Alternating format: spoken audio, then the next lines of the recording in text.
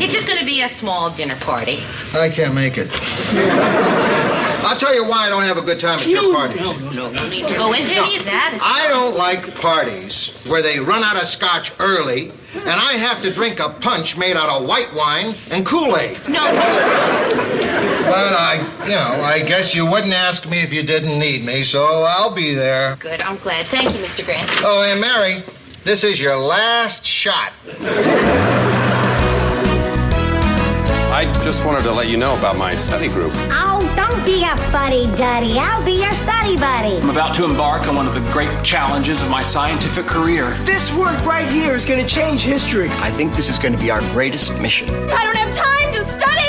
I'll never get into Stanford. I got big plans for you tonight. I got maps, I got charts. I got to see you through this because my credibility is on the line. It's at this point that you'll want to start taking notes.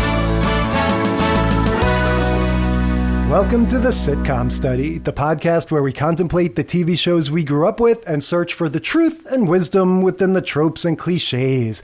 And Amy, what is our trope tonight? It's time for a dinner party. The dinner party, this has got to be one of the all-time great, classic, tried and true sitcom tropes. I would say, is it even a trope or is it just plot, like an event? I would argue it's what a sitcom is. I mean, I was thinking about it, and if sitcoms are essentially the grown-up version of, the little kid's entertainer that goes like, oh, hey, everybody, I've got these shoes. I guess I'm going to put them on my hands. And all the kids laugh. No, silly. That's basically what situation comedies are. The idea of we're going to take these basic social things that we... Situations. Yeah, that we as a culture have sort of gotten a handle on.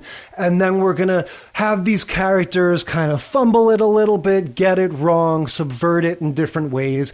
And that's what sitcoms are. And it morphs and changes over the years. But yeah, it just makes sense that the dinner party is going to be one of your go-to things. I would consider it a trope. One of your go-to narrative setups, because it's all about people, as the Fresh Prince might have said, frontin', putting on airs. It's all about people trying to come across as a little more put together than they really are a lot of the times, right? So I feel like you and I host a lot. We definitely host parties where dinner is served. Yeah, but they're more like barbecues. Yeah, barbecues or just get-togethers. I don't really consider them... Game night, I feel like, would be more of a trope than an event or a situation. Sure. I feel like, what we're describing as the game nights and the cookouts and that kind of thing are sort of the way that the dinner parties moved, as opposed to let's all sit down and have a nice formal dinner. Just more casual, just like many things in our society. Yeah, it's just kind of loosened up and gotten more casual. Yeah. All right, so what are our shows? What did we watch? Well, we watched The Mary Tyler Moore Show, Season 4, Episode 10, The Dinner Party. We watched The Jeffersons, Season 2, Episode 1, A Dinner for Harry, The Wonder Years, Season 5, Episode 8, Dinner Out, and The Office, a classic dinner party, Season 4, Episode 13, Dinner Party. Yeah, so Mary Tyler Moore, again, I love these old-timey sort of economical setups, very first scene, Rhoda answers the phone, hello, oh, Mary, it's for you. It's a congresswoman. Right. It's a congresswoman that Mary had interviewed. Yes. And they just kind of got along well, and she's a good person to know, a good connection to have. But I guess, just like I was saying just a minute ago, I don't really understand this sort of social pressure that Mary feels to say oh, you're going to be in town? Yeah, Mary feels like, oh, the proper thing to do is to give a dinner party. Right. I think that this congresswoman's whole reason for calling was to score an invitation. Because she calls after doing this interview, they, off camera at some other point in time, this interview was conducted, and she calls Mary's house, not her work, because this interview was done for Mary's work. Yeah. She calls Mary's house to say thanks again. It was, great getting to know you, and what a lovely interview. Or I think it was the interview had aired, and she was like, it came out really well. Thanks again. Next time you're in DC, we'll have you over for dinner. And Mary reciprocates. Oh, well, next time you're in Minneapolis, just let me know and I'll have you over for dinner. And the Congresswoman says, I'll be there tomorrow. Yeah, but I don't get it. Like, why does she want dinner so bad?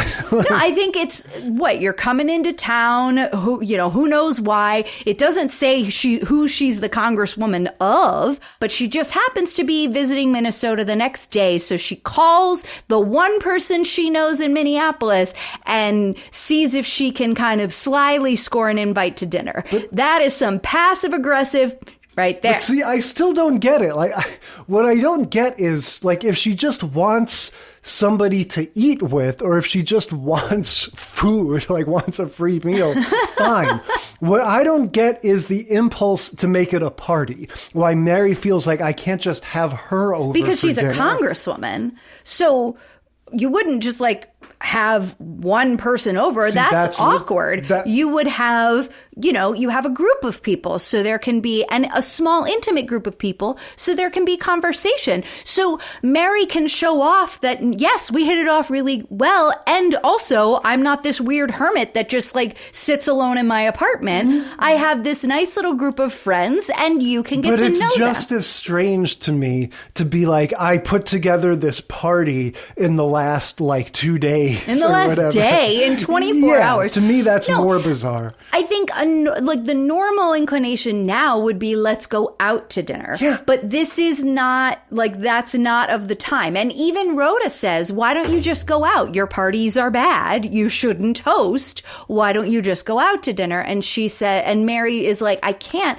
She invited me over to her house for dinner next time I was there. And my offer to her was, you should come over to my house for dinner. So she paints herself into this corner. And that's why she's like, all right, yes. I've got to throw a dinner party. I'm going to keep it small because I don't cook and my parties suck. Yeah, so that's the main crux of this whole sort of setup, is that Mary is notorious throughout the land. Everyone at her work and all of her friends know that she throws bad parties. Right. And we get examples of this. Lou at work explains, you never have enough liquor. Yep. Do you remember any of the other sort of heralds of her of her parties being bad? Gosh, Rhoda has some examples, and I think they're just having to do with there's never enough seats, or the mix of people is off, and so it's not a good group, or there's too many people, and that's why Mary's like, it's not going to be a big huge party. It's going to be small and elegant. It's just going to be a dinner. My table seats 6, so that's all I'm having, and the 6 are going to be me, Mary, you, Rhoda, the congresswoman, and then I get to pick 3 people from work. One is going to be Lou Grant, Mr. Grant, the boss. Mm-hmm. The other one is going to be Murray, who is her, assistant producer, guy who they sit next to. And then she was thinking that she would bring a date, or, that Mary was like, oh, I got to get a date. Murray and his wife. Right, but his wife can't come. She says, okay, great, I can bring a date. So she goes downstairs to see if Sue Ann Nivens, Betty White's character, can give her some advice on a nice, easy recipe. And Sue Ann is like, oh, I'd love to come and cook for your dinner party. Classic sitcom miscommunication. And there's going to be multiple times when Mary accidentally gives somebody the impression that they're invited to the party. And Mary always tries to be straightforward. Betty White just won't have it in this case. So Betty White just declares herself invited to the party. Right. So that makes 6. And then the one who isn't invited is Ted, the obnoxious anchor of our TV sort of news Walter station. Cronkite Right. guy. But not Walter Cronkite, because, he was respectable. This guy is obnoxious and whiny and narcissistic. He's got the deep voice and the white hair and everything. Right.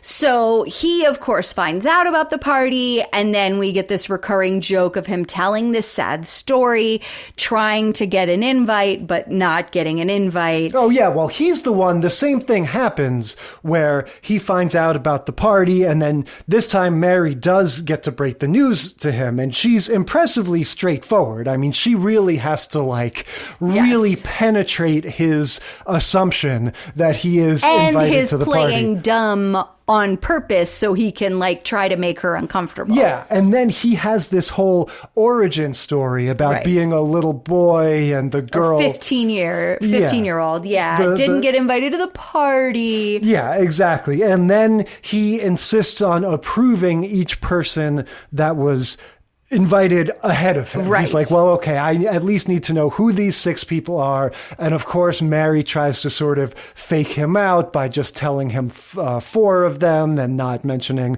because the boss, mentioning Murray, the congressman, exactly. Right, all of those others are kind of intuitive that they might be necessary to the party. But yeah, Murray is just another coworker of theirs, and he's indignant about that. And he and Murray, as we know from the last episode of the Mary Tyler Moore Show that we watched for the podcast, he and Murray, they don't get along. Yes. They are constantly at loggerheads. Murray doesn't put up with Ted's obnoxious crap. He's like, you need to stop that. And Mary is constantly stuck in between the two of them with their nonsense. You could almost say it's like a Dwight and Jim situation. And Ted is pulling a major Dwight here. We just want to flag this now because we're going to get a lot of the same behavior from Dwight later on. He's begging. He's just straight up begging to be invited. He's overcome by FOMO. He just cannot be there.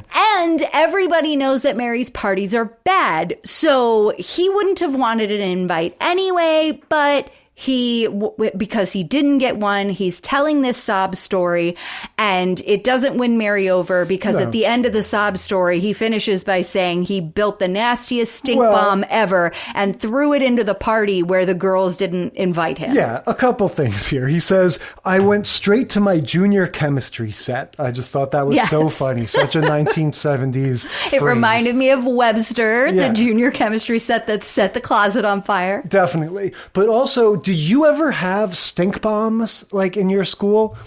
No. We had one in my middle school. Somebody set off a stink bomb in the cafeteria, and it was horrible. Yeah, I remember it being a thing, and there was an investigation or whatever. Well, I feel like now, because of just all the heightened security at schools and all of that stuff, it would be like a terrorist event. People would think of it as a chemical weapon. Yeah, but they are real, and I hadn't thought about that in decades. But he's got his whole Christmas party origin story. Doesn't change the fact that Mary is this is basic math here. I've got 6 places. I've got 6 wine glasses. There's nothing I can do. That's all I'm doing. Yeah. So after the act break, when we get to Mary's house, we've got a situation straight out of The Odd Couple, the original movie and the play, where Betty White is obsessed with the timing of whatever dish she's making. It is something Prince Orloff veal or veal Prince Orloff or something like that. Are you saying that because she's from St. Olaf in the other show? No, that's what it's called. I got it right. Olaf, not Olive. Veal Prince Orloff, which is a Julia Childs recipe, and she takes a dig at Julia Childs and says her recipe is better. And also there's baked pears, Adrienne or something. I can't remember the name of there's a woman's name at the end of the type of baked pears. And so all of these things were actually in a 1973 issue of Glamour magazine as a lovely dinner to make. So this is, ripped from the magazine. Sure, ripped from that. So throughout the whole, all these prior scenes when Mary is inviting people and telling them to show up at 8, I'm cringing. That is my nightmare at this point in life, a dinner party that starts at 8. And Yeah. You're such an old man. I feel like people partied more in the 70s. Yeah, and I think definitely this lifestyle that they're trying to portray, like, oh, these hip urban people, writers at a news station and stuff. Yeah. Like, yeah, sure, definitely show up at 8. But I'd be starving. Yes, and I would just be dead tired and ready to leave. But yeah, Betty White is incensed. She's like, this must be eaten at 8 o'clock. Right. And, Mary is like, nobody is here. Like, it was 7:45, and she starts announcing, like, we are eating in 10 minutes. Yes. And then when she gets down to 5 minutes, she counts down Mary, 5 minutes. Yes. Mary, 4 minutes, and all the way down. But then everyone arrives right on time. Sue Ann has put all the salads out. So as people are arriving, Mary's apologizing and saying, our timings are a little messed up. So please come over and have your salad now. I'll attempt to get you a drink before we start dinner. Yeah, so we've got all kinds of cascading farcical stuff here. We've got the Sue Ann stuff, Betty White, like we're saying. We have young Henry Winkler, yes, right? Very Fonzie. first TV appearance ever. Yep, he's just a nice-looking young man, no leather jacket, Yep. no, womanizing. But why is he at this dinner party that's only meant for 6? Right, he's Rhoda's date. Well, sort of. Yeah, what's his story? So he got laid off. He works with Rhoda, and he got laid off that afternoon. And he was so dejected that Rhoda felt like she couldn't just leave him. So she said, come on with me. We'll see if we can make it work.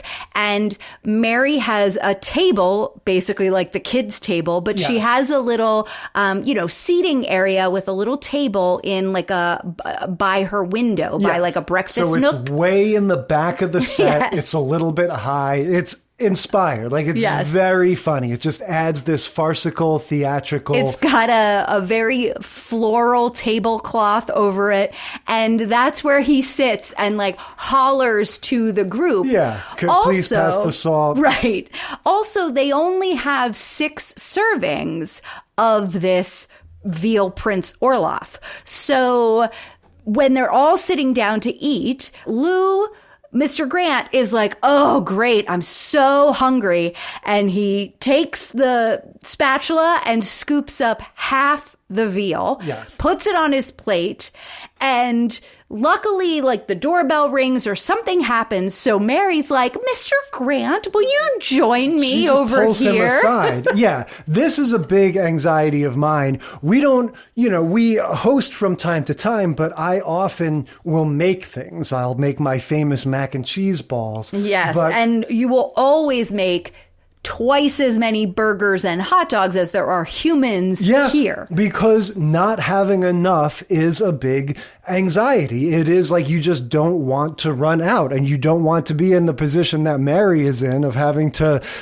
tell him to put back some of the veal things. Right, because he pushes his salad aside and is like, all right, well, if the veal's ready, then the veal's ready. I don't want this salad anyway. I'm starved. Takes half the veal. Mary pulls him aside and is like, no. There's only 6 servings. Sue Ann told me explicitly, there's only 6 servings. You've taken 3. That means other people aren't going to eat. You need to put some back. And he's like, are you kidding? He's already had a bite of it. So he goes back and he goes, oh man, you know what? I'm not as hungry as I thought I was, and slices off 2 of the servings and plops them back on the platter and pushes some salad around it to make it look nice. Yeah, so he reluctantly puts him back. Lou Grant is dressed, by the way, like Spats Columbo or something. He's dressed like a 1940s gangster with the pinstripes. A wide pinstripe suit on. It looks nice. And it's not his normal, like, work look. No, exactly. They have to differentiate him because he wears, a suit of some sort, I'm sure, all the time. Like just a regular gray or blue or whatever. Some frumpy suit. Somewhere in all this congresswoman shows up. She's kind of a non-entity. It's like she's there to be this high status figure that is sort of providing extra pressure for this to go well, because otherwise the only stakes would be that Mary might make a fool of herself in front of the people she hangs out with every day. Yeah, and she is very recognizable. Like, this is a woman, this is one of these character actors that you just see her and you're like, oh, I know who that is. No idea what her name is, but you know who it is. Her name's Irene Tedrow, and she's just in all the things. Yeah, so she shows up, and she's just sort of fancy and provides that extra stakes, but she doesn't really do much. We sort of gloss over, like, the actual dinner itself, though you have those little hijinks things we mentioned, and then it sort of does the little, like, boobity-boobity-boo, establishing shot, reset, and it's like, after dinner, this congresswoman is going, oh, Mary, you've pulled it off completely. Such good conversation, such lovely people. And it's like, okay, everything went off. And then Ted shows up. Right. Ding dong, knock at the door. And we've got Ted, and he's all sad. And he's like, oh, Mary, I decided that I would get you some dessert. Here's sherbet for 6.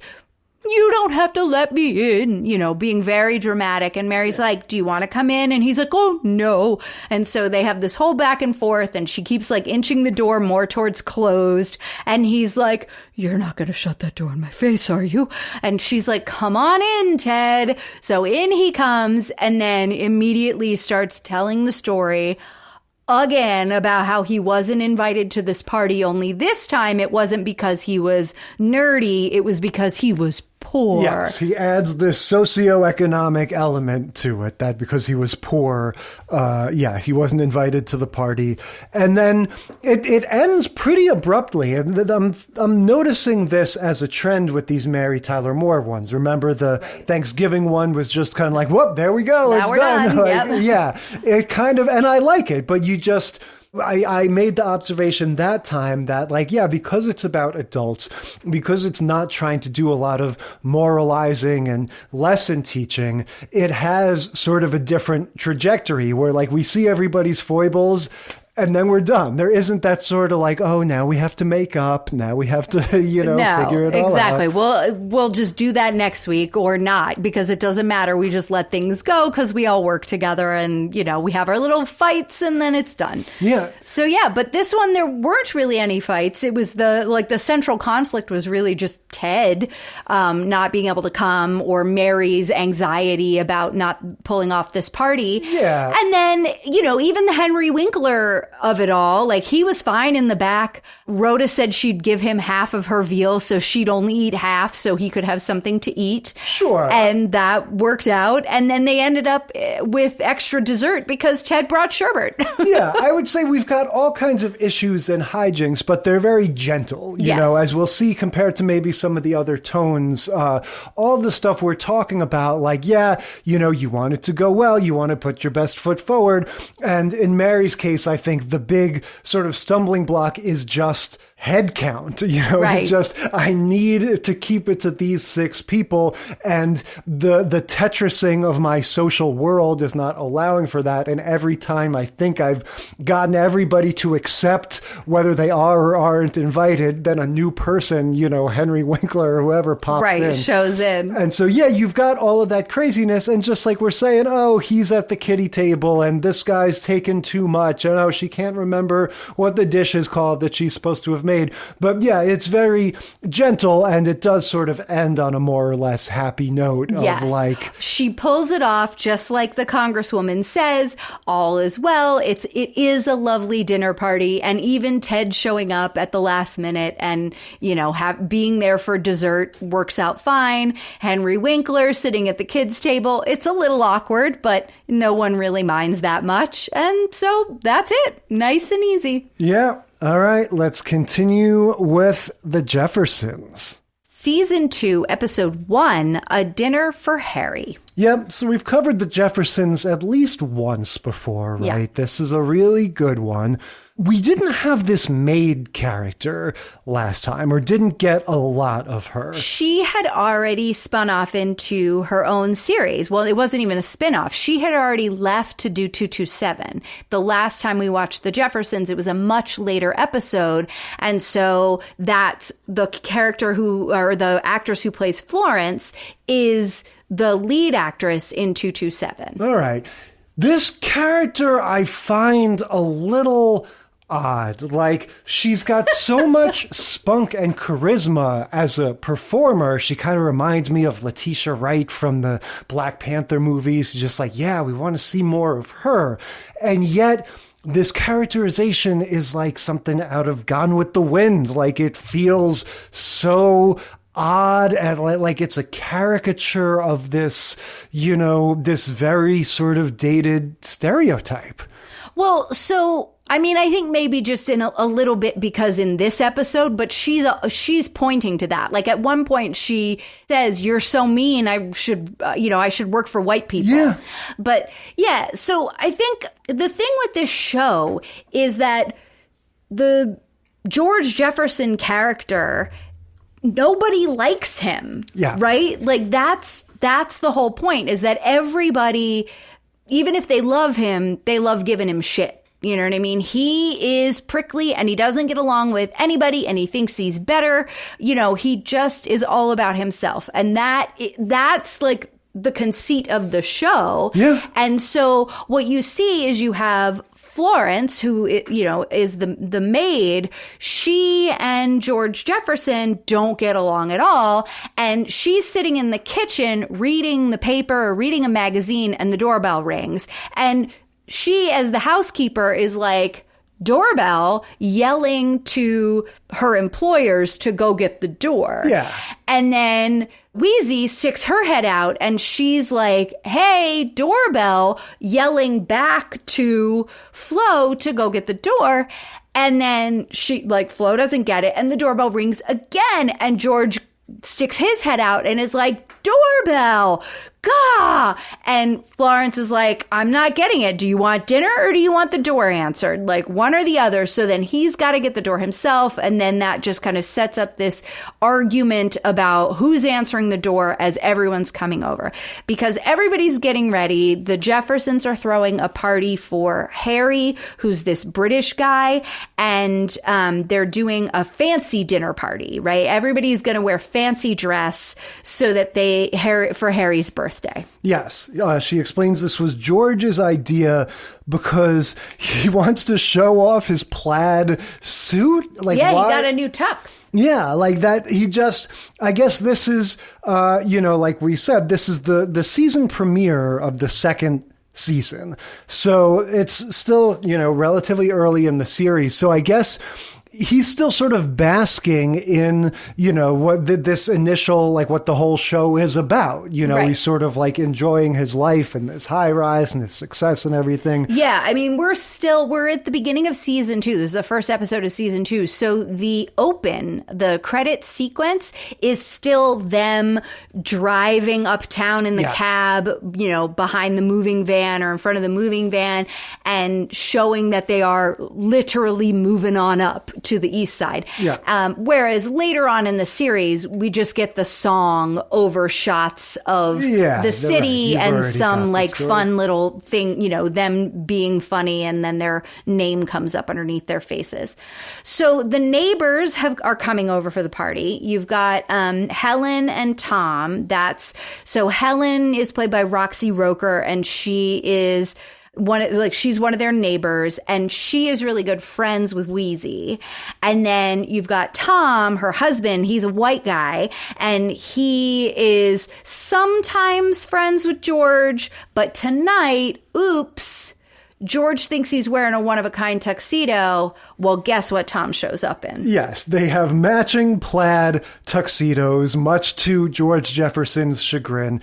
This couple, Helen and Tom, are actually going to be kind of the focal point of this episode, because a lot of what it's going to be about is this guy Tom is souring on the city, right? Oh my gosh. He sounds like so many people we know. Yes. The more things change, the more they stay the same, right? The headlines about the city is going to hell and you can't walk around anymore and there's crazy people everywhere. Yes. And look, I'm not saying it's not true. And the subway is broken and I have to walk, but then I couldn't get a cab and and then it rained and then I stepped in a puddle. And I was like, I have said all of these words. Yes, they're having the debate that so many of us have had with each other, with ourselves. You know, do we want to continue living in the city? Do we want to move away?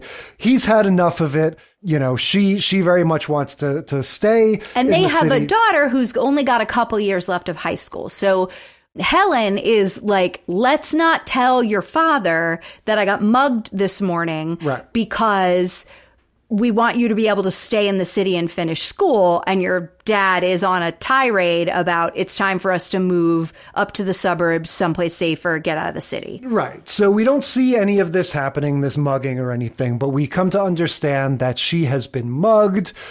She's been to the police. She's maybe even seen a doctor. She's got like, her arm shoulder is sensitive. Yeah, her shoulder is sore. Like they ripped the purse off of her arm. Right. But she's keeping it from her husband for that reason, because she knows that'll be the last straw and he'll insist on leaving the city. So that's sort of floating out there as we head into this party.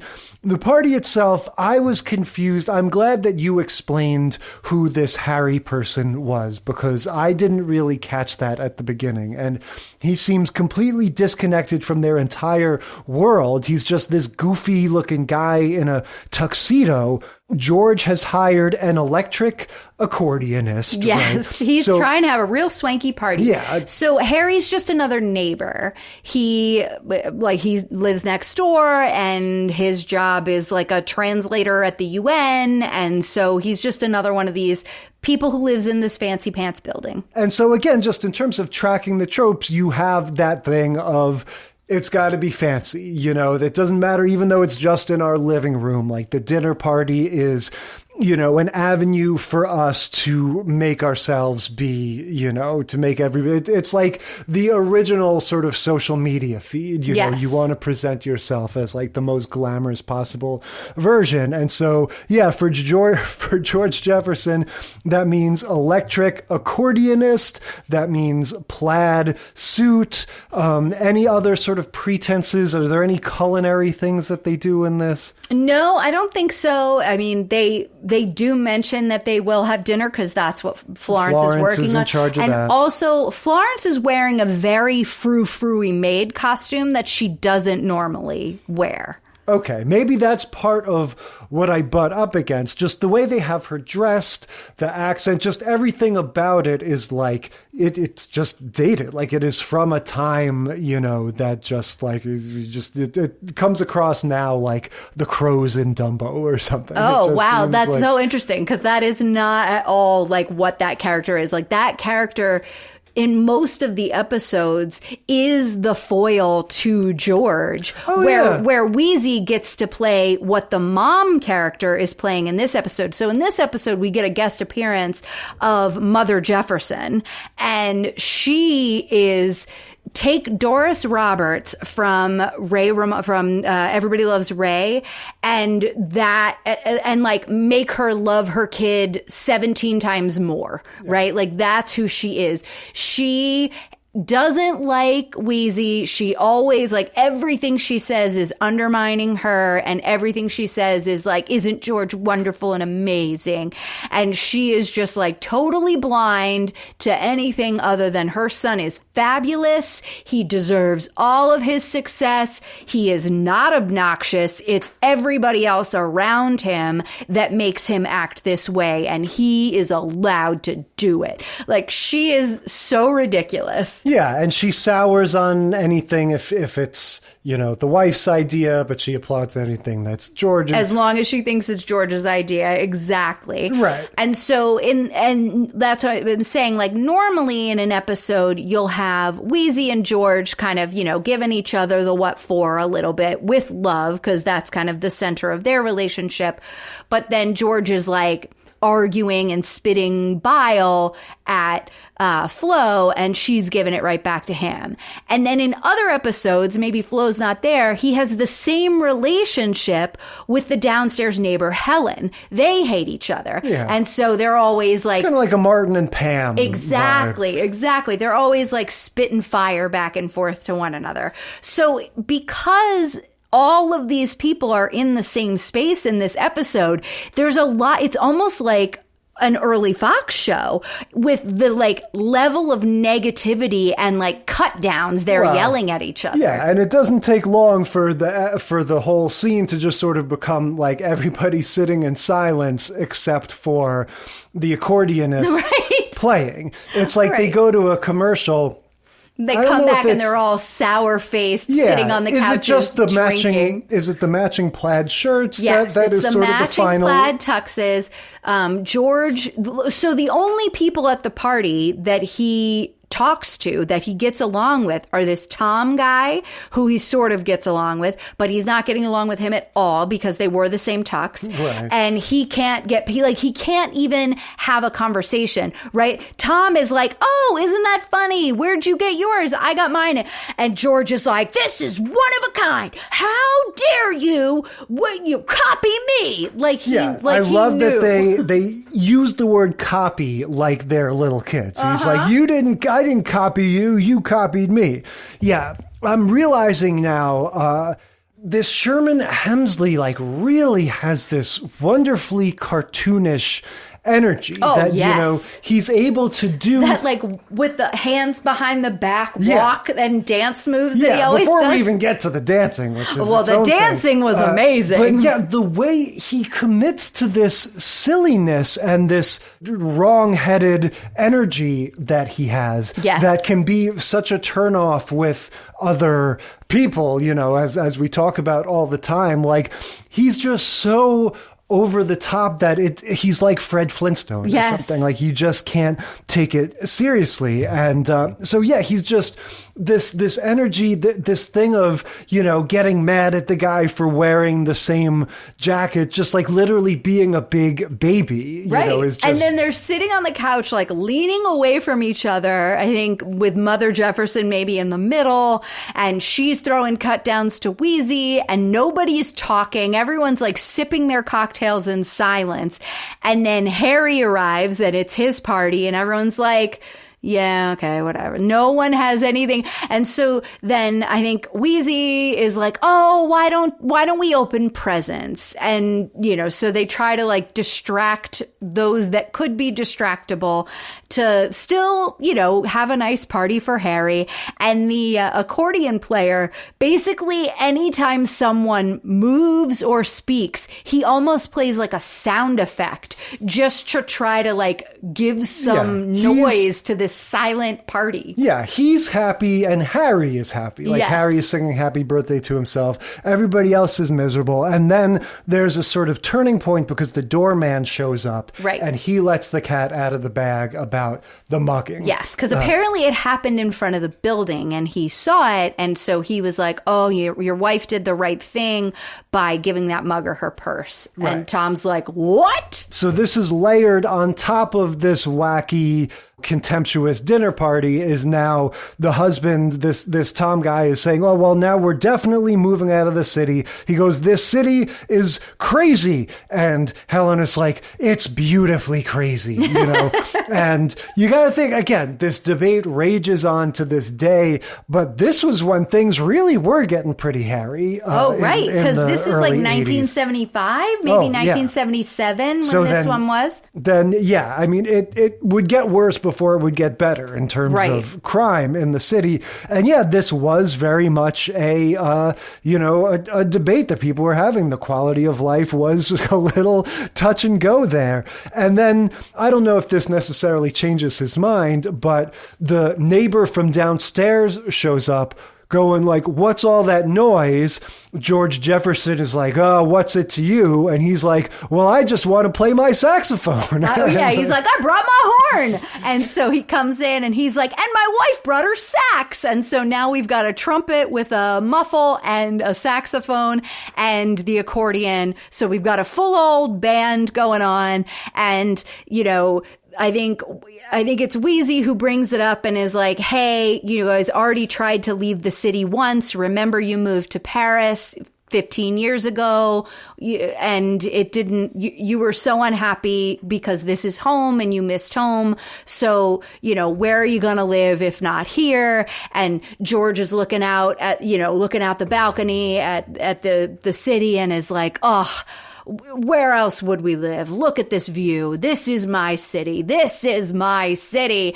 And then that's when the doorbell rings and then the music kicks up and everyone's like, all right, let's dance. And we get some classic dance moves. I mean, he's moving his feet in that way that like Usher and Justin Timberlake do, where their like feet don't look like they're touching the ground, you know, the sliding thing. Yeah, so I mean, it's like this. It's funny how much it really does have an agenda of like, at the end of the day, this is about our cities. Because she says something like, if we leave the city, there'll be nothing but the extremely rich and extremely poor left here. Which again, very real thing, like very real talking point. And so, yeah, it's really coming down on like, we advocate staying in the city. We have to stay, exactly, because we're the heart of the city. And if we leave, the city dies.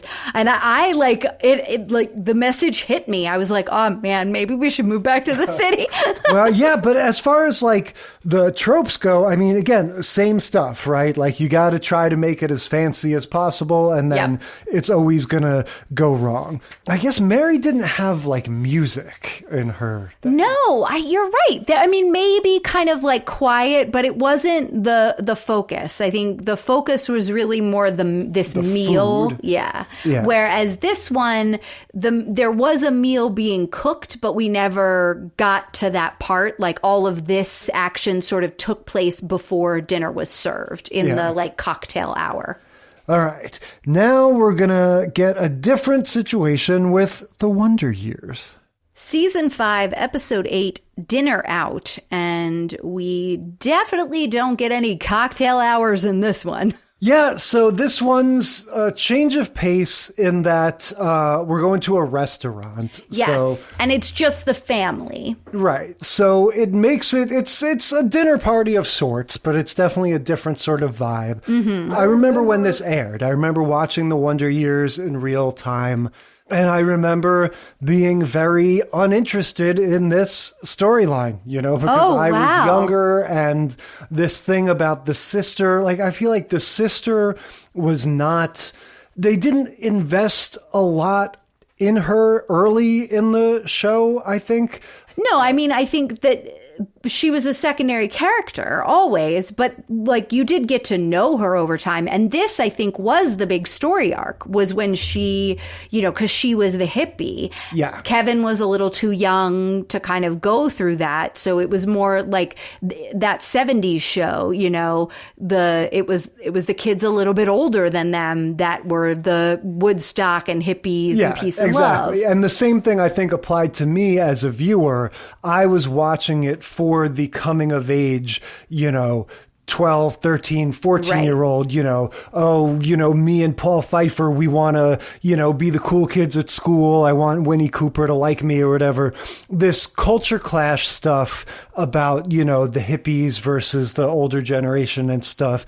I don't think I was interested in that at the time that this was first airing, when I was just a younger teenager. The same thing with this conflict of the daughter is moving out with this boyfriend, David Schwimmer. Yep, another wonderful guest star. Yeah, she's estranged from the dad. Like, I feel like all of these, for me, were just kind of like extras. Yeah, just things that, superfluous to what I was interested in the show. That's so funny because, again, you know, like we always say, this was one of these shows that was appointment viewing. We watched it as a family. My parents always connected with, you know, the story storylines in different ways. Like my dad kind of thought that the older brother, Wayne, he would always sort of laugh at the naughtiness that was going on there, because even though my parents are more Karen's age, like my dad was naughty, he would cut class and he, got bad grades and was sort of, he got into a car wreck and lost all of his bottom teeth when he was 16. Like, you know what I mean? So my dad was a little bit of the like kind of bad kid, the naughty kid. And my mom was, as the oldest of 7, had this contentious relationship with her parents. Not necessarily politically so much, but it was more of this like, I want to make my own decisions. You don't get to tell me what to do kind of thing. And that same dynamic. So I remember kind of my mom and I would talk about that. I got to hear stories about my aunts and my mom's family and her connection with her dad and her relationship with her dad, who could be very, very gruff and bordering on abusive in certain ways. I got to hear those stories because this storyline would bring that up. Yeah. And my dad, as we learned in one of those, 20 questions getting to know you type games, never rebelled in any way, shape, or form. The closest. So he was not into any of that stuff. He liked the music of the hippies. Yeah. But yeah, it's funny to me how The Wonder Years is basically like Forrest Gump, but without the like mentally challenged aspect. But it's going to give you like this. You mean in that she's Gen A? No, just in that, like, it's going to go through those decades, those moments in American history and give you, this one guy, Kevin Arnold, he got a little taste of this and that, and he was there for this. And, this sister character was, sort of there to show us, like, the advent of birth control. I remember there was an episode devoted to that. The doves versus hawks, like that older generation, the greatest generation, right? Or the lost generation, which is what her dad, technically they were in that, what they call the lost generation. He fought in the Korean War, not in World War II, because that's where he fell, that's where he fell in his age range. And so that is like, those are the people that, like I said, they're called the lost generation for that reason, but they still had all of the like old school beliefs that the greatest generation folks had. So you're getting that culture clash between the boomers as young, like, the young when they were teenagers, between the boomers as teenagers and the generations prior to them. Yeah, it's funny. It's the same stuff we talk about, like what they would allow on TV. Like, you couldn't have a man and woman in the same bed. You couldn't show them, all of these things. This is talking about it in real life, where it's like, I don't think that prior to 1960s, people didn't have premarital relations. But what this whole arc with the sister is supposed to sort of represent is this is the first generation that's just sort of openly living in sin, basically going, and so that's the thing. This is what we haven't said yet, right? She's cohabitating with her boyfriend, David Schwimmer. Yes. And the thing that just keeps getting said as the thing you're not supposed to say because it upsets the dad is that this guy, Michael, played by David Schwimmer, is the boy who's sleeping with his daughter or sleeping with the sister or whatever. Like they just, he's sleeping with Karen. And every single time that is said, the dad is like, and steam comes out of his nose and ears. Yeah, because again, prior to this time, I guess you wouldn't have this. You wouldn't have a 19-year-old girl or whatever, just living with this dude they're not married and, it's... And this all came to be because she was living at home. She was dating this guy. she got on birth control. The dad found out that they were sleeping together. He was like, you're not going to do that and live under my roof. And she was like, that's fine. I'll go get a place. And then they lived together, which made him even more mad. And so she's just as stubborn as he is. And she's like, look, you need to understand, I love him. We don't have to get married just because we're living together. We're being safe. Like, we don't have to follow these rules that you have lived by. They didn't help you. I don't have to do them. Why can't you see that they're superfluous rules? And he's like, it doesn't matter. You're my daughter. Nobody's touching you. And so, yes, this is a very sort of simplistic characterization, performance, I would argue. The voiceover even says, the Daniel Stern voiceover, that, for better or worse, never stops talking. He refers to him as monosyllabic at one point. Yeah. Look, I feel like this character, the dad from the Wonder Years, is iconic. This guy has this perfect look for it, and he perfectly encapsulates that certain kind of dad, just like you're talking about. The people, a little bit older than us would have these fathers that went off to war and were surly and quiet. Our parents had these fathers. Yeah, exactly. Yes. And so, he really does a good job of embodying that. But at the same time, it's like, watching it now, I'm like, this guy has this one move where his eyes widen when he gets especially angry.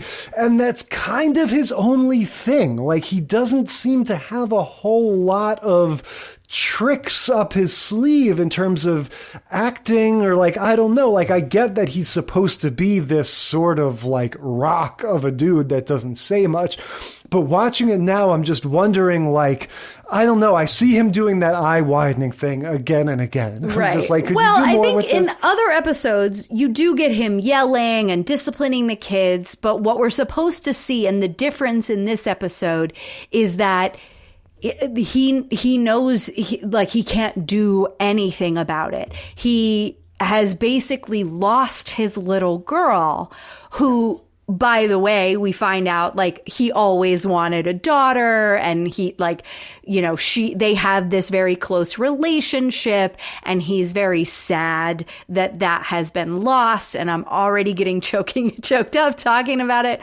But so I think what we're supposed to understand, because what he keeps saying when he does speak is, I don't want to talk about it. And he'll storm out of the room, or he'll change the subject, or he'll try in vain to fix the sink or solve some sort of problem, physical problem in the house, so he doesn't have to think or talk about this situation with his daughter, because they're at an impasse. She's not moving home. She's not breaking up with the boyfriend. He doesn't agree that this is an okay thing, but he's lost. She moved out. She's living with him. The mom is she's still our daughter. We're going to take them food. The mom is the peacemaker. She's trying to be the peacemaker. The mom and Kevin have these visits where they go to the sister to, bring food and just communicate, basically. Right. And this stalemate that you're talking about is why we end up with this dinner party at the restaurant. Right. It's actually Wayne, the Dopey Brothers idea, when the mom and Kevin come back from one of these little expeditions, and they're like, oh, Karen, she's of course trying to paint everything in the most positive light, and Karen would love to see you, and it's the dad's birthday is coming up. I don't know if we mentioned that, but they're trying to figure out what to do for his birthday. And so it's basically the dad saying, I will not have that boyfriend, that daughter fucker in my house. And the daughter says, I would be happy to celebrate Dad's birthday with him. I won't do it without Schwimmer. Right. So, my partner, who I love, who know I don't have to marry. Right. So it's Wayne, the brother, that goes well, we'll have it at a restaurant. Right. And so this is basically, again, even though a lot of our tropes we're not going to have because we're outside of the house, we do have that thing of a lot depends on this going well, And we should say also, The Wonder Years does a good job of locking into Kevin's point of view, and that's part of the reason why the dad and the sister, to an extent, why all of them remain sort of mystified, or mystifying to us, right? Because we only know what he knows. And so...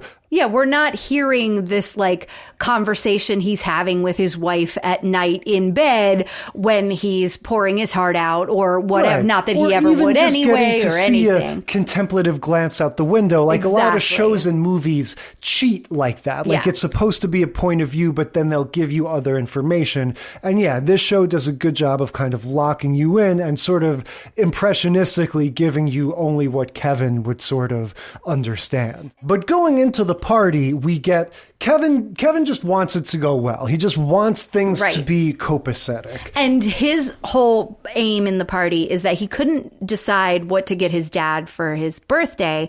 And because, they always made him paper crowns when they were little and they did, crappy ties and silly things. But he's got money because he worked a summer job. So he's like, I want to get my dad something great because he really needs a pick me up. So I'm going to pay for dinner tonight. But he doesn't tell anybody that's his plan. And so he's like, oh, I'm going to impress everybody. I'm going to pay for this fancy dinner at the Briarcliff Lodge. Yeah, well, so when we get to the Briarcliff Lodge, there's a mistake with the reservation. Oh, no, there is a maitre d' who is angling to get paid.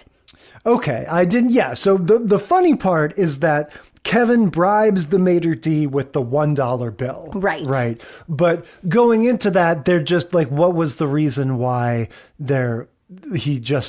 he wanted money. He was doing that. He's pulling a fast one. He's saying, sorry, I don't have your reservation here. But Kevin picks up on that and is like, oh, I know what to do, and pulls out $1 thinking that that's big money, because it is to him. And so he gives him $1. And so the maitre d's like, oh, and then gives them a shitty table. Yes, a tiny little table. Yeah, table for 4, but there's 6 people sitting at it. Yeah, it seems lower to the ground even. I don't know. It just it doesn't. It's really also by the the wait station in the back where they filled the drinks, so the wait staff is constantly sort of right next to them. Yeah, so we've got that in terms of tracking the trope of everything's going wrong, hijinks and crazy. We have another sort of marker of the hippy-dippy 60s. The sister is a vegetarian. And so the waitress is going to be she does not take kindly to the sister's questions about, whatever she's asking. Well, she makes some sort of snide comment about how, how do you really like your dead cow, kind of a thing. In the way that, we always talk about vegans being so high and mighty now. She was definitely doing that and trying to, get a dig in. And it's a steakhouse for the most part. So, have a baked potato, have a salad, shut up. The waitress is not amused by that. I noted that Wayne has a similar blazer to George Jefferson in this scene. He's wearing it's a little plaid, the loud plaid blazer. But so they're all sitting around awkwardly. They're like, where do we sit? How about boy, girl, boy, girl?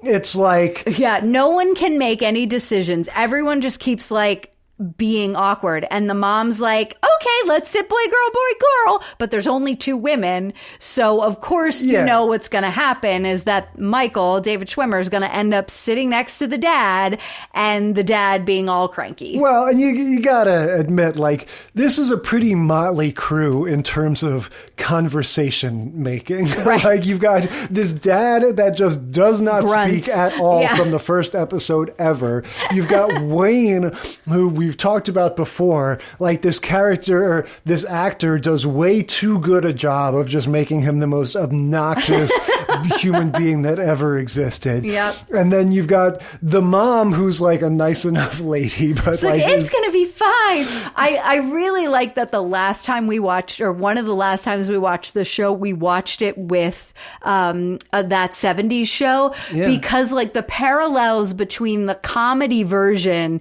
in Rhett and Kitty Butler of these parents, it's like it's so apparent in this episode because the mom has so much more to do in this episode. She has that like frenetic energy that Kitty Foreman has all the time, and she's like, okay, well, let's do this, and her hair is very dyed blonde, like it's super platinum, and she just is, I mean, it's coming off summer, so she's really tan, and the whole thing is like she looks like a stay-at-home mom Barbie, you know what I mean? Yeah, she's really good in general. I mean, now that I think about it, that lady really gets a lot more to do over the course of this series, right? Because of the characterizations, like, and because of the way things were at that time, like if you're a kid, you didn't get to see your dad. Your mom did everything with you, you know.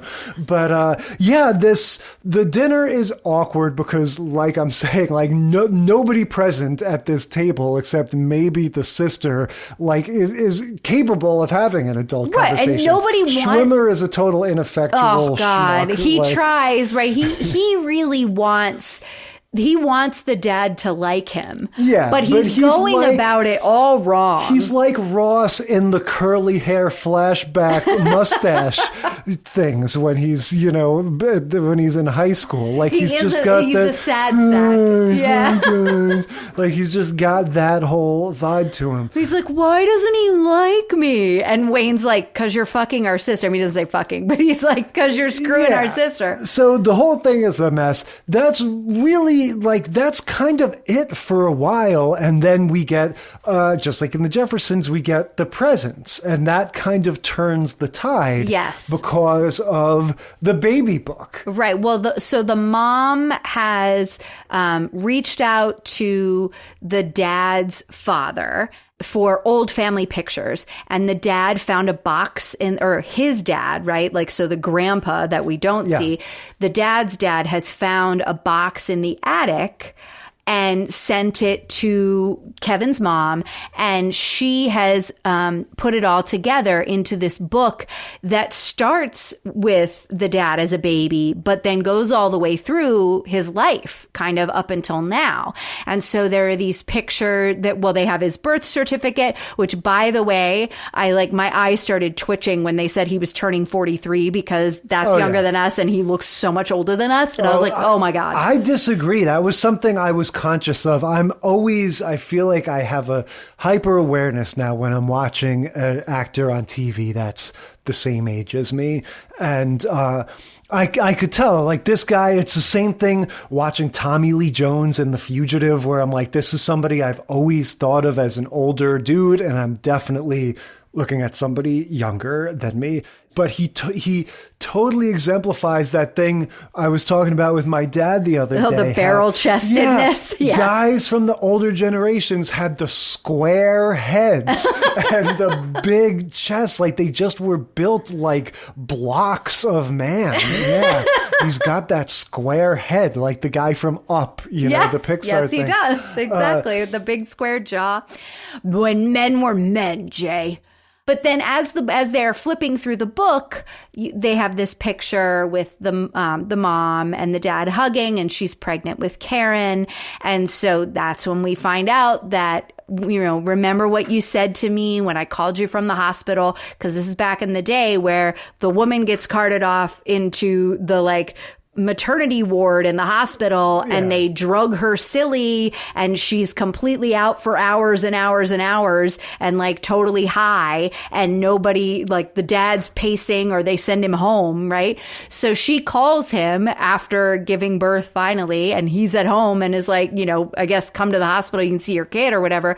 And the first thing he says is it a girl? Oh, good. I always wanted a girl. Yes. This is very similar to the Homer Simpson do it for her moment. There's a flashback episode about when Maggie is born. That's a very sort of like sentimental heartstrings moment.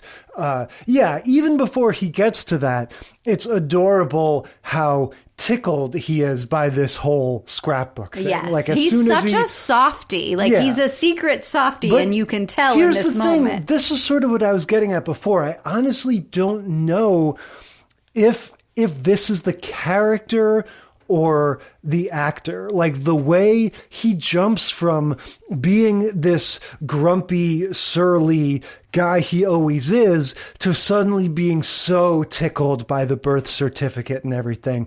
Like, I was just wondering, like, because of the way this character is, we wouldn't know necessarily if this guy wasn't a great actor. And so, like, maybe he is just kind of jumping all over the place emotionally, and it's just his limitations as an actor. Or maybe it is a choice that this character is just really touched by this scrapbook. I think they tee it up, right? Because, that's the thing with the Wonder Years is they always kind of start and end with the old movies, right? Like the, kind of 8 millimeter, whatever it is. And so they have that at the beginning, and he is on the ground in the grass at one of his birthday parties with all 3 kids when they're all little. And they're jumping on him and they're wrestling and they're they're hugging and they're giving each other kisses and they're bringing over the presents and he's smiling and tickling them. And you can tell that he's this like happy, loving father. Like, it does tee it up with that. He is a softie. He loves his kids. He loves being a dad. And them getting older is hard for him. And it's not just hard for him because they're making decisions he doesn't like, although that also is happening. Yeah. It's more that he's not the center of their universe anymore. And that's his identity. That's what made him a joyful person. And so, like, when they asked him about work, I've never related to anything more. He was, Michael, the David Schwimmer character, was trying to, like, start a conversation. And he's like, so how is Nor card cop? Yeah, he can't couldn't remember the end of the place that he works. And I was like, just say, how's work? Just say work. How's work? And the dad responds, work is work. And that's the end of the conversation. That is how I respond now when people are like, oh, how was your day? I'm like, work is work. Like, I totally feel that. Yeah, but the scrapbook turns everything around. Everything is kind of going good.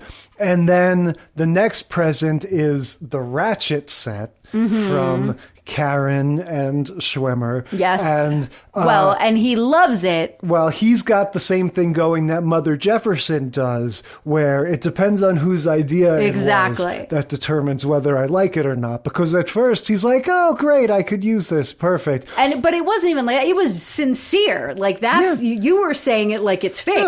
Great, I could use it. No, he was like, oh, thank you. He was really touched. And then, it was Michael's idea. Puts it down, closes it. Yeah, and then Karen just, pretty quickly escalates to, she gets mad and just the whole thing blows up. Right, and this is when she's like, that's it, nothing, you won't even listen to me and you don't respect me, and that was a nice thing Michael did, there's no reason for you to be this way, I love him, why can't you see that, whatever. And she's like, that's it, we're out of here. And she throws down hers, and he's like, you're not out of here, I'm out of here. And he takes out his wallet and he throws down all the money, and Kevin's like, wait, I was gonna, and then everybody storms off. Doesn't get to pay. So that's sort of it for the dinner party aspect of it. And then there's this very sort of emotionally stirring ending where the daughter comes back that just like, you don't really get to hear what they say, but you just see Kevin watching them. And again, like, for better or worse, the show isn't going to have a lot of like idiosyncrasies of how it handles things. Like, it's just going to give you the broad strokes of like, this is what it was like to be an American family. He didn't need gifts. He didn't need a birthday party. All he needed was for his daughter to know, like to somehow show that she remembered what he remembered. Yeah. And that was like the crux of the episode, right? Like that's what Kevin took away from it, was that his dad just needed to know that his daughter remembered their earlier days as fondly as he did. Like, I don't know, he just needs to like start on the inevitable path of acceptance of like, he can't control her. And you just sort of you just get the impression that like they are starting on that road, of reconciliation. And, again, this one was different for lots of reasons. It's focused, really more on this relationship with the sister and the dad, but you do get the awkward, all the little awkward mini tropes of the dinner party, and the family dynamics and the boyfriend and all of that. Yeah. Yeah. And now we're going to get the dinner party to rule them all, The Office. Season 4, episode 13, Dinner Party.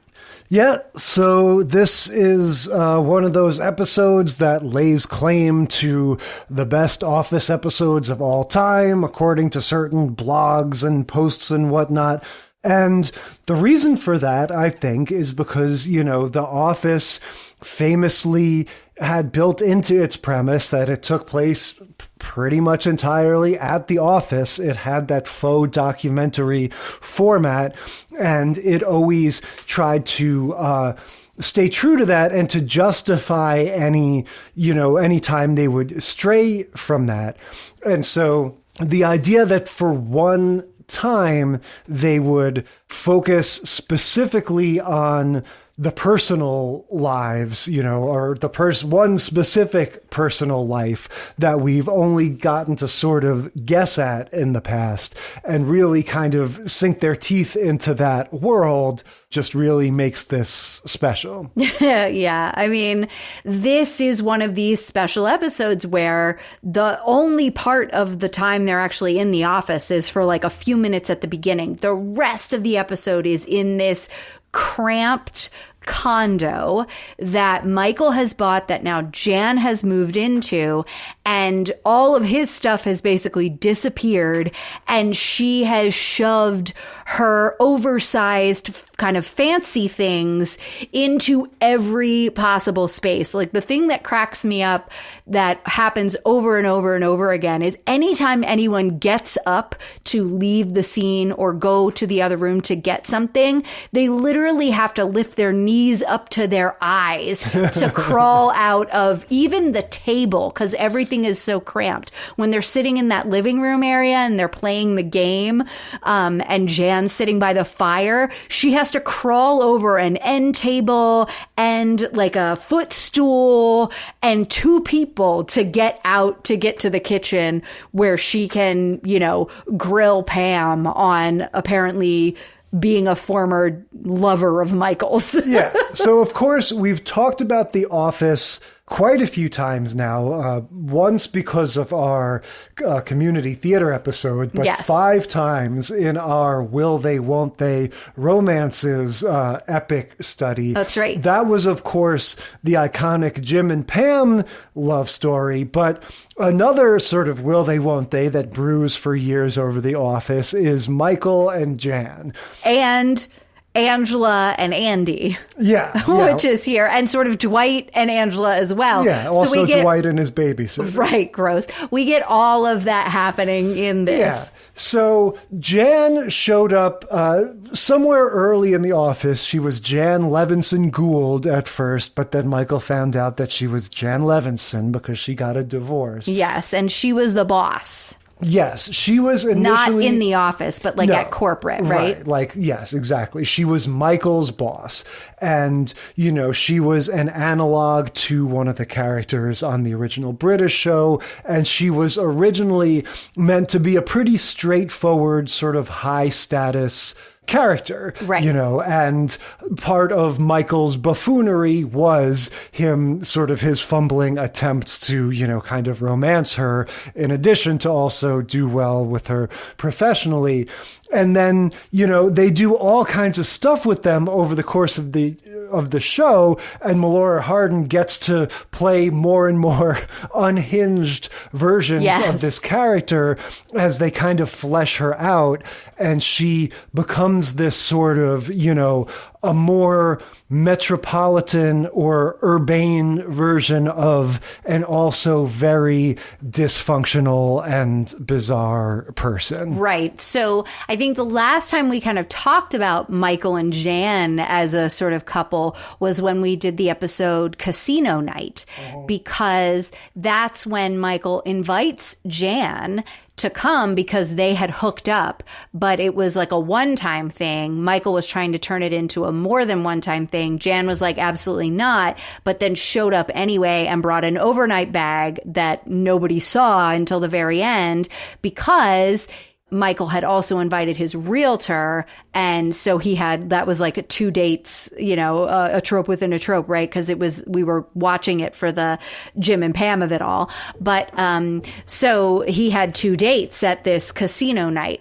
So now we're fast forwarding in time from that episode, from that casino night episode. Jim and Pam are dating. They haven't moved in together yet, but they are solidly dating. And Michael and Jan are now living together. Jan has quit or got fired. Yeah, Jan has been fired and sued the company. Oh, that's right. Basically, I think you're meant to understand it's like a flaky lawsuit, and they fired her because she was doing a bad job. And sleeping with her assistant, right? She's got this whole thing going with her assistant. She's an alcoholic. She's just all over the place. And I think you're meant to understand they fired her because they sort of had no choice. And she, brought this whole, sexual discrimination lawsuit thing. And, there was a whole story arc devoted to that. So anyway, she is in a bit of a downward spiral. She doesn't really know who she is. Yeah, she started this candle company. She has taken over 2 of the bedrooms. Well, she's basically taken over the entire condo, but 2 of the bedrooms are now, one is her office and one is her workspace. Right, because you don't conduct business in the same place that you create. How's that working for you, babe? Yeah, this candle thing, very of the time, early 2000s. It just reminds me of this candles and crystals and, essential oils. Yeah, and this thing of trying to sell your friends on, investing. Investing in her business. I mean, hers is less of like the MLN, like the, whatever those are called, like the mid-level marketing things or whatever. But because it's just her company, but she wants people to like invest in it. And she wants Michael to talk to the people at the dinner party. And we should say that the whole reason this dinner party exists in the first place is because Michael tricked people into not having plans. He sets up this whole thing at the office that they have to work late because they have to, refile all of these files and do this and do that. And that you can see them all standing at the office at the beginning, like taking a piece of paper out of one file and putting it into another. And he's like, this is ridiculous. I'm calling corporate and telling them that we're not doing this. And so he gets on the phone, gets on the phone and is like, we don't want to work. We're not doing it. Like just this big fake phone call after he had already confirmed that Jim and Pam don't have plans because they have to be there for this. Yeah. So he hangs up the phone and he's like, that's it, everybody. I stood up to corporate. You can all go home. You don't have to work late. And then he walks over to Jim and is like, hey, having dinner over at my house tonight. You don't have plans. And Jim's like, he got me. Yeah, we find out in the Talking Heads basically that, yes, Jim has, eluded hanging out with Michael in like 75 different ways. And he's finally got him by fabricating this thing so that everyone had to clear their schedule. And yeah, that's it. And then we're off to the races with this dinner party thing. And yeah, like we keep saying, just the details, just the way that they put so much into, just realizing what Michael and Jan's life would be like. Oh, God. I mean, the most dysfunctional relationship you could ever imagine. Yeah. They are sniping at each other. They are trying to one up, but they're doing that thing of like, no, babe, whatever you want, babe. Hey, babe, what do you think? Oh, babe, you decide. No, you decide, babe. Upstairs or downstairs, babe. I mean, and it's the like the babe at the end of every sentence is so cringy. The babe thing, yes, with Jim and Pam call that out. They make fun of that with each other, but also just the way that Michael supplicates himself. The thing where he sleeps on a little, like he has his own, like, it's a quote unquote footstool bed, at the end of the bed. Yeah, it's a footstool that he curls up. Yeah, because like a Jan has dog. space issues. Yeah. And there are literally, it's his condo. He's purchased. She's come to live with him. And there are 3 things in the apartment that are his. And the garage, when they go out to the garage is packed because that's where all his stuff is. And so he's got this tiny little plasma screen TV that's off to the side like next to the fire. A meme, yes, it has. His little $200 TV. Yes, his tiny little television. And then the Dundies, right? He's got the Dundies. And then what was the third thing? Well, it was that or the bar the sign. pine. No, yeah, well, it was that or the bar sign, right? That table that he made that was a candle holder. Oh, right. Right. That was like, 5 pieces of pine stapled together in a very awkward way. It looked like it was about to fall over. And everything else is this oversized, doesn't fit, kind of overly fancy stuff. And it's so crowded and cramped. There's this scene where there's this one, at one point, Michael is like, I'm in hell! You're the devil! And she's sitting in front of the fire wearing red. And she's like, yes, that's right. I'm the devil. Yeah. Well, yeah, that's like way later into the Virginia Woolf situation here. Yeah, the madness descending. From the very beginning, from when people show up, it just nails the awkwardness of like the hugging and all the little social things. Do you want to go on a tour? Oh, and the dinner. The dinner isn't going to be ready. She's like, Pam's like, I'll help cook. And Jan's like immediately angry. And she's like, I bet you will. I bet you will do that. And she's like, no, I don't need any help. I just have to braise the osso buco for 3 hours. And Pam's like, 3 hours from now, or you started at 4 p.m. And Jan's like, in Spain, often we don't even eat until midnight. And everyone's like, what? Or Pam and Jim are like, are you kidding me? Like, I can't. Yeah. And Pam's got a talking head. She's like, I'm starving. Yes, there's like a palpable horror on Pam's face when she finds out that it's going to be 3 hours. 3 hours before she even puts it in the oven. Yeah, exactly. We've got the video camera left out in the bedroom, so we get to imagine whatever that's being used for. I love when Angela shows up and Michael goes to hug her. She goes, no, like she's talking to a dog. And then we get, like you were hinting at, the music, right? The song from her assistant Hunter, right? Who's this handsome young kid who you met in the earlier episodes. Yes. And so she's like, oh, Hunter is a musician. He writes beautiful songs or whatever. So she starts playing this song.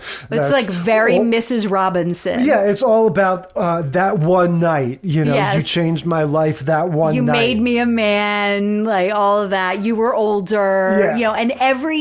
And the end of every line, by the way, rhymes with Jan, but they never say Jan. Yeah, I noticed that too. And then maybe one of the single cringiest moments in the entire run of The Office is Jan trying to dance with Jim, and Jim won't stand up. He won't stand up. So he's just sitting there with his arm, and she's dancing with his arm. It's so, and she tries to turn underneath it, but like he's sitting and she's tall. And that is just like, I think she's trying to get back at Pam. She's like shooting daggers at Pam the whole time. I mean, she hates Michael. We know that they're so unhappy with each other, but they're so toxic. I mean, at the end, when the cops show up, it's like they've been there so many times. The cops just say to Michael, do you have a place to stay? Yeah. And Dwight's like, I'll take you. Yeah, there's a point when, when the cringiness starts to get unbearable, that Jim is like, all right, I've got to pull out like the ace in the hole. So he does a fake phone call and he says, my apartment's flooding. I have to go.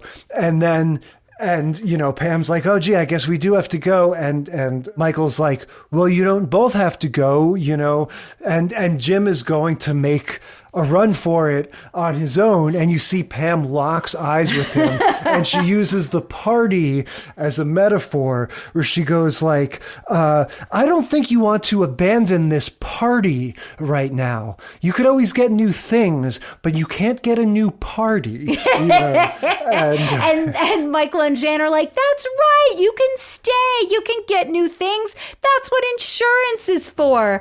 And so he stays. Yeah. And so, the celebrity game that they play where Michael's clues are his name is Tom and he goes on a cruise. Yes. He doesn't say it quite as consecutively as that. Right. But his first clue is, hi, I'm Tom. And they yell at him and they're like, no, you can't give the actual names. And he's like, okay, I go on a cruise. Yeah. And then Jim is like purposefully guessing everyone but the actual thing because he's just having a good time. Holmes. And then he was like, oh, pass. I'm getting another one. And he goes, all right, it rhymes with, and then Jan's like, no rhyming. And he's like, it rhymes with Schmartel-Mortzenegger, Yes. It's like, oh my gosh. Yes, it's getting more and more. And that's when Jim goes, Tom Cruise. Yeah, of course, Michael never gets Jim's irony. You've got Jan eyeing Pam in Michael's coat, right? Oh, he lets her borrow the coat. She gets chilly because their sliding glass door is just plastic sheeting because Michael ran through the sliding glass door the other day chasing after the ice cream truck, which is a hilarious dinner party story. But because they hate each other so much and they're both so insecure, the story becomes this like, I'm making fun of Michael, and Michael's like, look, the sliding glass door is way too clean. Yeah, he says, honey, that door was extremely clean and it looked invisible. And I like ice cream. And she was like, oh, I'm so sorry because before I got here it was covered with greasy fingerprints. She's like, I'm the worst. I'm horrible. And that's when he says, yes, you're the devil and I'm in hell. Yes, like they're saying it as like a joke. And then she's, of course, sitting in front of the fire wearing red and starts cackling. And the whole thing is like, everyone is just so cringe. And then there's a knock at the door because Dwight didn't get invited because they only have 6 wine glasses. Yes, just like Mary Tyler Moore, this was a specifically quantified party. And Dwight pulls a Ted and he shows up with his babysitter, also a ubiquitous character actor, has a similar energy as the Congress lady from the Congresswoman. Mary Tyler Moore show. Absolutely. So this is his old babysitter from when he was younger, and they have sort of a sexual agreement. And so he's like, you said only couples could come and that you didn't have enough wine glasses. So we brought our own food, we brought our own wine glasses, and I brought a date. Yeah. And Michael's like, well, Jan, you told me that was the reason I couldn't invite Dwight, and he solved all the problems, so he's coming in. Yeah. And so in he comes. Well, but that, even while they're standing there having that argument, that is what prompts Jan to say, oh, no, just do it your way. You always get your way. That's which right. prompts Michael to go, no, I don't always get my way. His examples are, we saw Wicked instead of Stomp, and I got 3 Visit vasectomy when you changed your mind about whether or not to have a kid. And then she says, let's have a fucking kid. And they bleep it out, all while Dwight is standing there. And he goes, so can we come in? Yes. That's right. And the whole, like, everyone else is in the, party area, just kind of watching this with horror on their faces. And it's so fun to see everybody's like version of, wow, this is a really bad relationship, because the other couple besides Jim and Pam that's there also have one of these really awful relationships. Andy and Angela. Angela is super mean to Andy all the time. Yes, she hates him. And you just kind of see, like, every time Jan gets a dig in on Michael or Michael gets a dig in on Jan, you sort of see Angela have this little, like, twitch of a smile, like, I'm going to use that later. And you see Andy not looking as horrified as Pam and Jim. He's just sort of like blank-faced, which is the same face he gives to Angela when she treats him that way. So I found that really fascinating how, like, I mean, you want to talk about, are they good actors or are they, no, these are great actors. No, they're all like, they know their backstory. They've done their research, right? Yeah. How would my character act in this situation? Just like this. I'm also realizing, like, they're able to make this escalate so far because they know that this is the only time that we're going to show this. Right. It's not like all the other episodes where it's like, there's only so crazy that we can go with this. We need to continue this same thing on the next episode. This is like our one time to peel back the curtain and see what it's like at Michael and Jan's house. Yes. So they can have it just get more and more insane, and you just get like every idea they've ever had about this, where all of the best ones crammed into this. And so, they're back inside there. Dwight is eating chicken like he's at medieval times because they brought their own chicken. I think it's a turkey leg. Yes. Turkey leg. Michael tells Pam that Jan might be trying to poison him. Yes. And so then Pam has the talking head because somewhere along the lines, Jan has revealed to Pam that she believes that Pam Michael has told her. Dated. Right. That Michael has told her that they and dated. And she believes that. And Angela just keeps feeding that. Angela's like, oh, I definitely think Pam hides faxes. Because she just thinks Pam is like a strumpet. Right. And so, Pam has this great talking head where she says to the camera, well, I know Jan probably didn't poison the food, but if she did, wouldn't she want to poison Michael's former lover? Right. That's what's going on. Okay, so now we're finally sitting and we've got food. So it's meant to be like 4 hours later, right?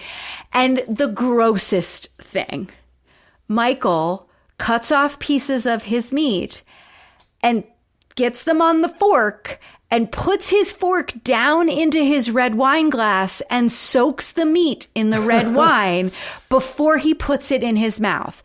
Now look, And Jan's like, can you please not do that? It's disgusting. And she's right, because it is. And he's like, I have soft teeth.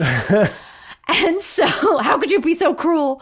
And so my thinking is like, okay, couldn't he just have like a ramekin of wine that's like au jus that he could dip it in? Why does he have to do it in the glass? Like, why does he have to be so gross? Yeah. That's so gross. That part kind of washed over because you have horrible table manners and you would never notice. Yeah, I mean, I definitely don't dip my steak in wine. No, but Michael knows how to use utensils and you don't. But this is where you get the, real sort of climax of this, which is the St. Pauli's beer sign. Right, because she insults him and says that the way he's eating is disgusting. And he's like, I have to do this. I have soft teeth. And, and then, how'd you be so mean? And then he's like, you know what? That's it. And he slams his fork and stuff down and he gets up and he goes out into the garage. He gets the St. Pauli girl sign. He pulls down the random, abstract artwork that's behind his chair in the dining room and hangs and lights up the St. Pauli girl sign. So now everybody is awash in this blue neon glow. Yes, and there is this audible buzz, this like electrical arcing sound. The neon. And he's refusing to turn it off, and continues dipping his meat in his wine. Yeah, and then I don't know what. So Jan, she was like, "Can you please turn that off until after dinner, and we can discuss it?" Into the TV. And he says, "No, I will not." And so she gets up, makes up her mind to do something. She goes over, grabs the Dundee, throws it at the television, and smashes his tiny little TV. And he comes out and he's like, "That's a $200 television!" And they're screaming at each other. And everyone's like, "Okay, I think it's time to go." And they start to leave. And they're like, "No, you don't have to go." And then the cops show up. And the cops are like, "We got another noise complaint. There was some screaming." And Michael's like, "Oh, it's no big deal. She threw something at my television. She broke my television. Isn't that awful?" And they're like, "Do you want to press charges?" And he's like, "Well, will she get in trouble?" And they're like, "Yes, if you press charges." And he's like, "Well, I'll take the blame." Yes, and they're he like, goes, "I will take the fall. I'll take the fall." And they're like, we don't have to arrest anybody. Right. Like, you can just let us go. But they've clearly been there before, because that's when they say the thing of like, "Do you have a safe place to stay tonight, sir?" And there's no question about him being like a batterer. Right. No, they know that they've been called multiple times. She's the one that is, kind of the aggressor in these situations very frequently. And so he's like, the cops are like, "Can you stay with one of your friends?" Because all the friends are piling out. And Michael's immediately like, "Jim." And Jim's like, "My house is flooded." And he's like, "Pam." The same dynamic we always have, which is Dwight wants to hang out with Michael. Michael wants to hang out with Jim and Pam. Exactly. And so everything sort of gets dispersed. We get this nice sort of romantical ending where, it's like a montage set to, of course, that one night by Hunter. Well, the Jan assistant. comes running out crying, right? And she's like, "No, you don't have to go. I love you, Pookie. I'm sorry about your TV." Yeah. And then we get, like, in the montage, she's gluing, like, trying to super glue the Dundee back together. She's come to her senses and she's gluing the Dundee back together. But Jim and Pam, they've stolen the CD. Yes, That's they Jim's go to fun like little a trick. diner drive-through thing to get food because they're starving. Yeah, and so he's playing the CD on the car stereo. So they're listening to it. It's doing the thing that every TV show did at this time, where one character puts on music and then it becomes the montage. Michael and Dwight are cruising around in Dwight's car. And that's that. And then, I think whatever the next episode is, it's back to the office. And this was like our one little taste of this crazy dynamic. Yeah, it is. It is one of those things where like so much happens in that tiny little space in time. And like I would have loved to have been there for that dinner party, but not, because it was so awkward, right? Like you wouldn't actually want to be at that dinner party. But also the outtakes, like you can go on YouTube and you can see all the outtakes, because so much of this is, The Office anyway is very improvisational, but especially in this setup, right? In this case, at a dinner party, that's a scene they never get to play, right? So they have tons, like they're just trying everything. And that's why you're getting the best of everybody in these moments. So there's stuff that ended up on the cutting room floor that is funnier even than half the stuff in the episode. So go to YouTube, watch the excerpts. They're hilarious. They had the hardest time getting through filming because they just kept cracking up. Sure. Yeah, I could totally see that. So very good lineup this time, I think. Lots of fun overlap. So what do we think? I mean, to me, it's kind of clear, but MVPs, best, worst, lessons learned, what's on your mind? Just like what usually happens, right? We have like the older shows kind of doing the dinner party goes wrong, right? As the trope. It's like, oh, the dinner party and it goes wrong, but maybe it doesn't always go wrong. Like there's there's troubles along the way in the dinner party. But then the newer show is like, oh, we got your troubles along the way and we're going to triple down and we're going to throw it all the way to, turn it to 11. And I think that's the reason that the Office episode is so great. Like you were saying, number one, these characters don't have to be together again in these same situations tomorrow. Only the office people will go back to the office. There won't be any of the Jan dynamic. She's not a regular, right?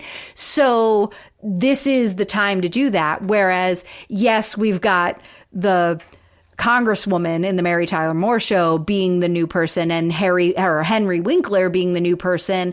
They could bring some spice in, but they're sort of extra. All the action is happening between the main characters. So yeah, I think The Office, obviously the MVP. They took the thing that existed in sitcoms in time, in memoriam, and they took it and they upped it and they did it, they did it in all these different funny ways.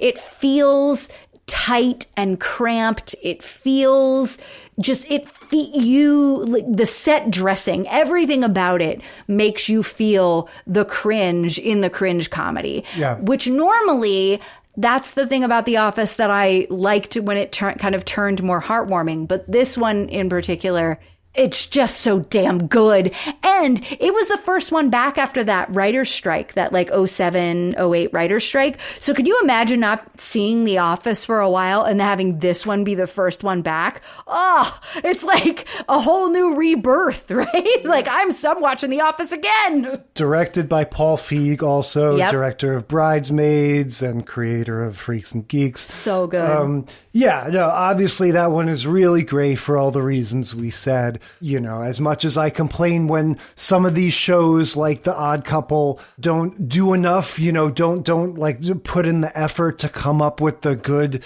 ideas and flesh out their possibilities. Like here you see The Office is just like all killer, no filler. Like, oh my God, they made a meal out of it. Spare. Yes. Just making sure. Literally. Making sure that there's no wasted time. Everything is developing the characters in addition to being really funny, but the older ones too, like really, really good. I'm starting to realize, I'm sure I said this the first time we talked about the Jeffersons.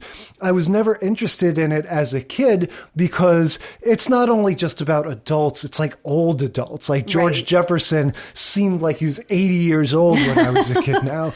But when I'm watching it now, he's on my new Mount Rushmore with Larry from Perfect Strangers as these like diamonds in the rough that I didn't realize were just like so funny. Like everything they do or say is just really, really funny. Like they're performers that are just sort of perfectly suited for this over the top 80s, multi-camera 70s, sitcom form. That one definitely very, very fun too. The way he moves with his head and his arms behind his back, it's like he's almost like Fosse, you know what I mean? With his arms back there, like that's like a Fosse move. And it's funny how all of these do sort of have a different angle story-wise, like, impressing somebody versus like... Or overcoming the fact that you never give a good party is really Mary's thing more than anything else. Or like The Wonder Years has this whole thing with the family, and then The Office, this whole thing with, like seeing into Michael and Jan's crazy relationship. And yet there still is plenty of overlap because of, just the trope itself, like just going through the motions of executing a dinner party. But all right, good stuff. So much for the dinner parties. What are we talking about next week? Next week, we are ripped from the headlines. We're watching WKRP in Cincinnati, Season 2, Episode 19, In Concert, about the Who concert Stampede from 1979. We're watching Punky Brewster, Season 2, Episode 22, Accidents Happen. It's the Challenger episode. We're going to watch Murphy Brown, Season 5, Episodes 1 and 2. You say potato, I say potato. Who remembers how Dan Quayle spells potato? And Brooklyn Nine-Nine, Season 8, Episode 1, The Good Ones, where they take on George Floyd and the Black Lives Matter. Yep, that's next week. And until then, we will consider this segment of the sitcom study concluded.